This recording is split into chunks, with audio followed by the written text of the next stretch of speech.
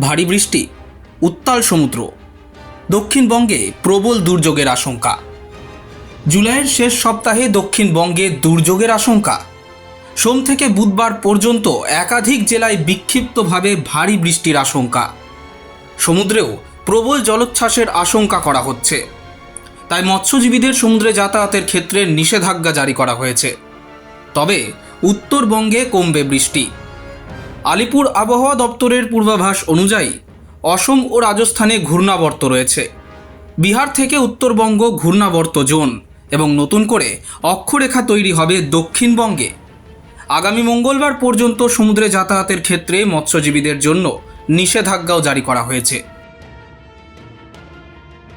Bureau report, express news.